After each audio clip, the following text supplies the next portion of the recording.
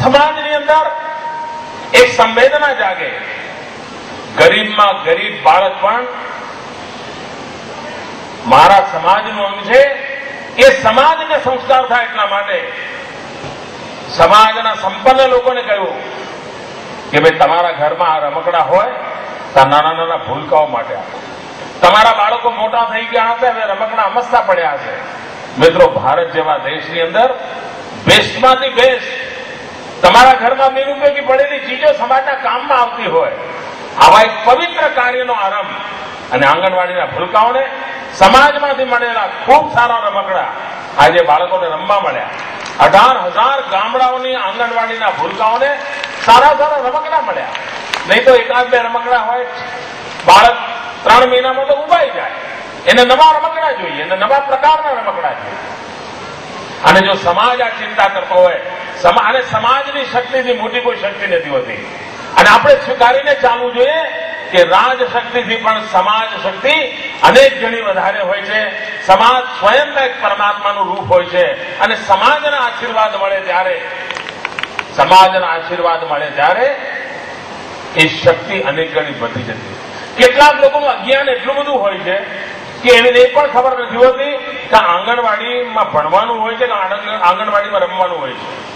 મને આશ્ચર્ય થાય છે, આ દેશમાં એવા રાજનેતાઓ છે જેમણે 40-45 વર્ષ સુધી સરકારો ચલાવી છે. એમના જયારે હું નિવેદન વિચી તો મને આશ્ચર્ય થાય છે કે એમને એટલી ગતાગમ નથી કે આંગણવાડી એ સંસ્કાર, રમતગમત અને એક સામૂહિકતાના સંસ્કાર માટેની વ્યવસ્થા છે કે ભણતર માટેની વ્યવસ્થા છે. એમને એટલી ગતાગમ નથી. આંગણવાડીના બાળકોને સારામાં સારી રમત મળે, સારામાં સારું રમવાનું એન્વાયરમેન્ટ મળે. સમગ્ર વિશ્વે આ વિજ્ઞાનનો સ્વીકાર કર્યો છે.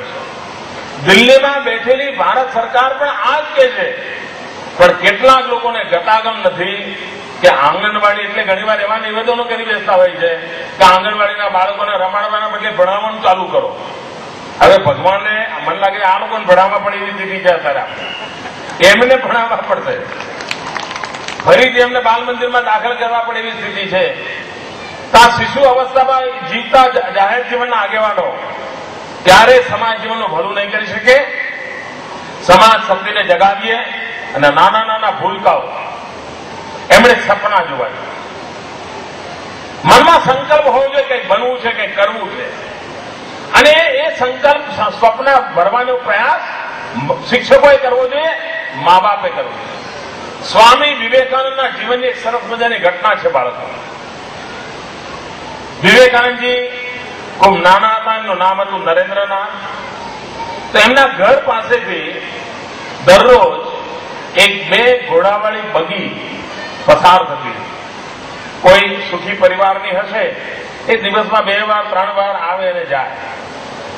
અને ઓલો જે બગી ચલાવનારો ભાઈ હોય એ બી આમ થાળથી બેઠો હોય, તબડાક તબડાક કરતો જતો હોય. આ બાળ નરેન્દ્રનાથ, આ નાનકડા નરેન્દ્રનાથ વિવેકાનંદ કાયમ એ બગીને જોયા કરે અને એને લાગે, અરે વાહ, શું રૂવાબ છે આ બગી ચલાવનારનો. એક વાર એમના ઘરે કોઈ મહેમાન આવ્યા હતા અને મહેમાનોએ આ નાનકડા નરેન્દ્રનાથને પૂછ્યું કે તારે શું બનવું છે? તો નરેન્દ્રનાથે જવાબ આપ્યો કે મારે ઘોડાગાડી વાળો થવું છે. કારણ એને રોજ પેલાને જોયો તો એના મનમાં એક જ પ્રભાવ હતો, બસ જે છે આ જ છે બધું. કેવા 2 ઘોડા છે, કેવી બગી છે, કેવો તબડાક તબડાક જાય છે. નરેન્દ્રનાથને પૂછ્યું તો એને કહ્યું કે મને આ બગી વાળું બનવું છે, બસ જીવનની મારી મહેચ્છા છે.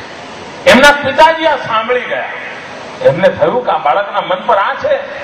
બીજા દિવસે એમણે એક કામ કર્યું.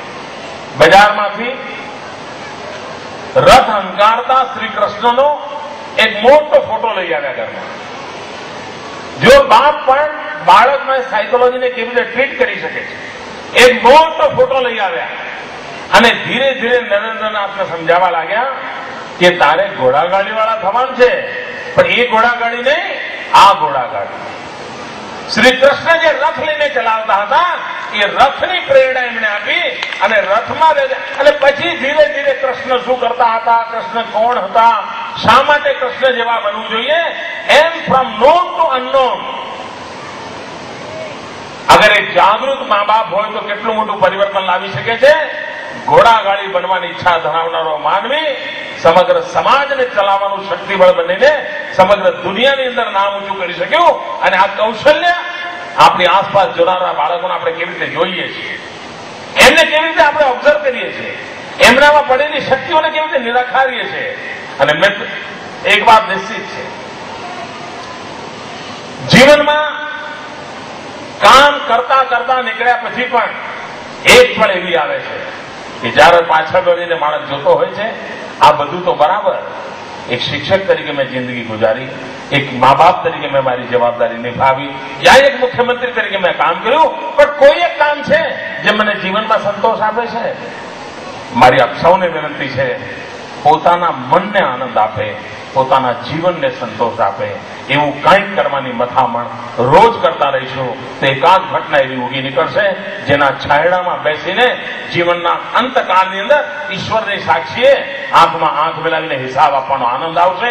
એ શુભેચ્છા.